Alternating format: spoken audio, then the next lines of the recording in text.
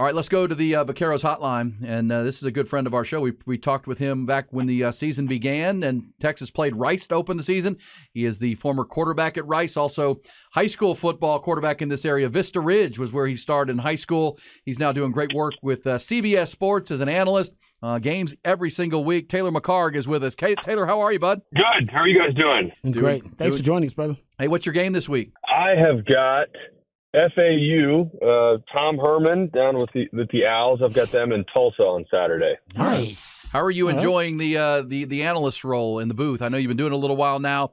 One of the rising stars in that industry. Are you enjoying doing that? Yeah, it's fun. I mean, this is I've got a couple different things going on, and this week actually is a little bit crazy because we get Conference USA's added some midweek games to try and get on some linear cable games. So I actually go from Florida to Nashville to do Middle Tennessee on Tuesday night, which will be a little bit different. But it's a busy time of year, so it's a lot of fun, though. All right, Taylor, let's talk a little bit about Oklahoma. We're ready to get the deep dive going. We know how good Texas is right now. We've obviously had the microscope and the magnifying glass on the Longhorns through 5 victories, 5 double-digit wins, couple of ranked victories, and I want your thoughts on what you've seen from Texas. But you got to see Oklahoma up close when you called their game with SMU earlier this year. You got to talk to the coaches and players. What was your overall impression of the Sooners that night, and what have you seen from them so far? Yeah, well, the first thing is from last year to now, team speed is completely different. I thought that was when you watch tape back from them in 2022 versus what we've seen from them to this point in the season. They did a really nice job with roster overhaul and getting speed, especially on the defensive side of the ball. And that, to me, the quote from Butch Jones, Arkansas State's not a very good football team, but the quote from Butch Jones after they lost, I believe it was like 77-0. Butch Jones says, we knew they were going to be fast. We had no idea they would be that fast.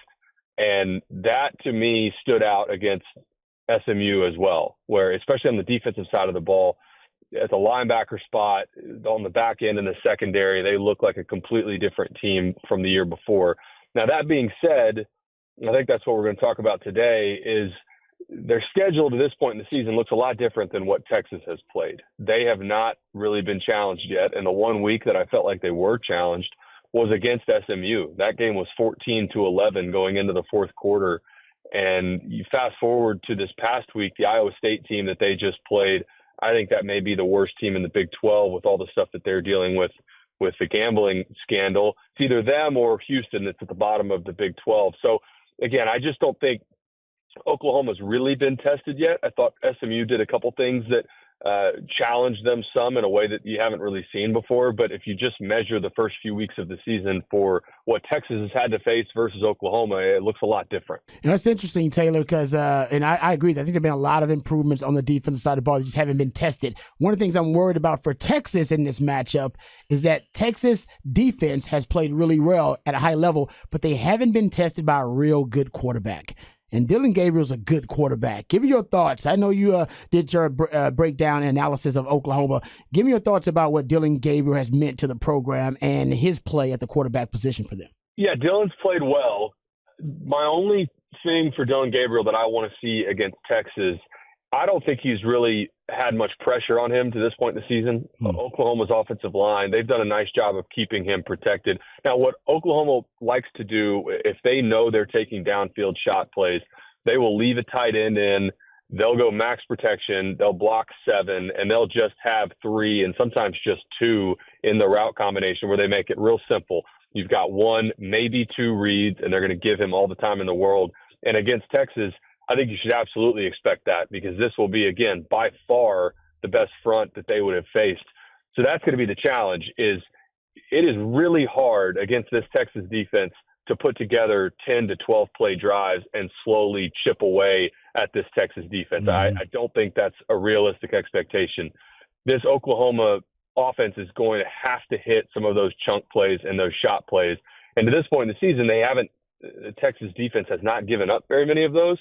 Dillon Gabriel in this offense, they will have to hit some of those over the top. And Andrell Anthony, top receiver for them, the Michigan transfer, he's really been the explosive target that they like to get to. But again, I would expect that the max protection, and you'll see it, you get an extra tight end in the game or they detach the tight end just off to the side. that's where they like to, especially around midfield, try and take one over the top and leave 7 guys in there to try and give Dillon Gabriel as much time as they can. Yeah, it's interesting you said that. Taylor McHargue is with us, and when we did our preseason preview of Oklahoma, we talked to our insiders from Norman, and they were worried about the weaponry and who were going to be the guys to throw the ball to. And Andrell Anthony has been a big get for them. They got him through the portal from Michigan, and I watched a lot of that Cincinnati game, and it felt like anytime they needed a big throw, needed a big third down, they went to Anthony. He's 6'1", he's almost 200 pounds, a good route runner. What did you see from the weapons on the outside? From the quarterback's perspective you have, outside of Anthony, who else is important to them in their passing game? Yeah, Jaleel Farouk, he's another guy that they like to target. He does a good job. He's the guy that they really, in their mind, was going to replace Marvin Mims as the primary receiver. Now that's become Andrell Anthony, but Farouk is really a good number 2 behind that.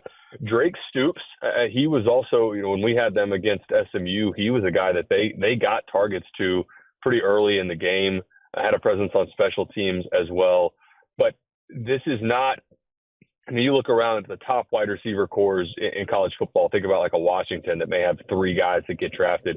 That's not what OU has. You're not going to see a wide receiver core and a running back room that has a bunch of guys that are going to be playing in the NFL. They're solid, and the team speed, like I mentioned, it is much improved, but there's not a bunch of NFL guys running around at the wide receiver spot. So again, to me, the battle that I'm really watching for in this game, and I think is going to be telltale sign for whether or not Oklahoma really has success, is can they protect Dillon Gabriel? If UT is able to get pressure with 4 and maybe just a 5th blitzer, it's going to be a long night for Oklahoma. But if they can protect and they can give Dillon Gabriel time, that to me is going to be the most critical piece of this whole game. Because again, there has not been a defense that OU's played that has been able to get after Dillon Gabriel to this point in the season. Hey, Taylor, I want to talk about the lines of scrimmage because I think Texas, we talked about the defensive line. Even on the offensive line, Texas has the biggest O-line in all of the Big 12, and Texas likes to play bully ball every now and then. How do you think Oklahoma's going to hold up lines of scrimmage, offense and defense against Texas? Yeah, I think that's one of the areas that I think OU probably has one of their strengths is not just the front 4 with the defensive line, but the linebacking core for Oklahoma. They are solid. There's not a lot of mental errors. They don't get themselves out of position. You just don't see many times where running back pops through the first level and all of a sudden they're out the gate for another 25, 30 yards. They are a good, solid, top-down, all 3 levels defense.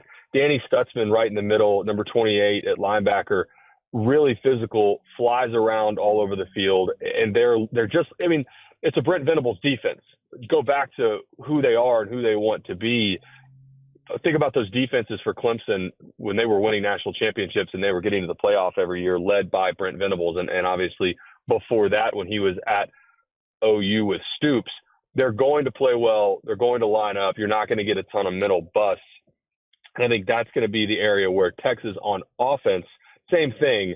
Go back to the win against Alabama. It took those shot plays over the top that they missed against Rice. I remember coming on and talking with you guys about that, where they did not look great against Rice. And then Quinn Ewers cleaned that up against Alabama, hit a couple of the home run balls for touchdowns. They're going to need that against Oklahoma as well. Because just like I said, Oklahoma does not want to have 10 and 12 play drives over and over against this Texas defense. Well, Oklahoma is going to do a good job of trying to chew up clock, limit possessions for Texas. Texas is going to have to hit some explosives over the top. Taylor McHargue, good stuff right there. I know last time we visited, you talked about you married a Longhorn fan, so you've been watching this team closely. Obviously very impressive. There are some arguing Texas could be the number 1 team in the country with their 5 wins, 2 over ranked teams, all double-digit victories. What have you been impressed with Texas, and what concerns you for Texas in this matchup with the Sooners? Well, I think what concerns me is just that OU hasn't really been tested yet, and that could go one of 2 directions. But because they haven't really been tested, what have they been able to not put on tape? What have they been able to hide in terms of their schemes or shot plays or gimmick plays, just things that when you get to week 6 of the season and you haven't really been tested, you're able as an offensive staff really to hide a lot of your weapons. But for Texas on the other side, there's a reason that Vegas has them as the top. The odds favor them to make the Final Four and make the playoff. And I think it's there for a reason.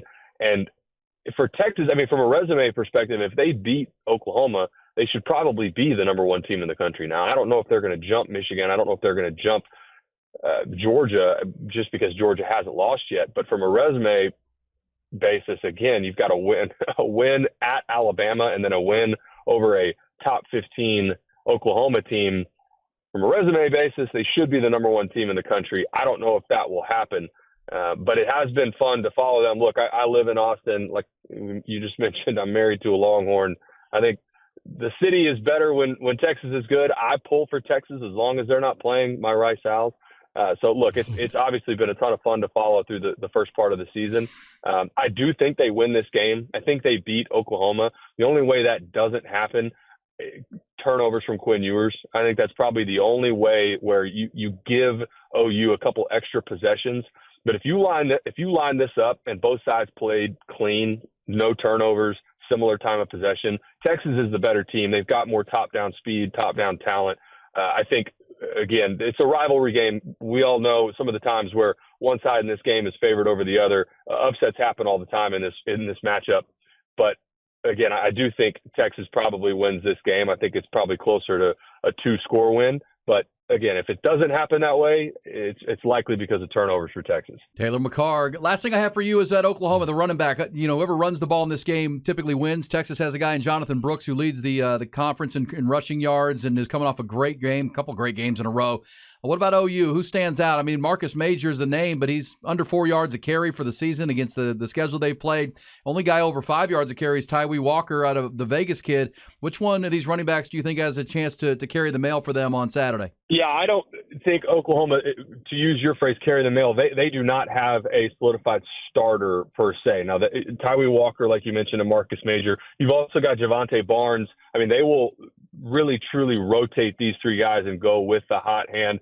One of the things that stood out, I really was impressed by all three of these guys in pass protection, which is an underrated part of playing the running back spot, but they're well coached.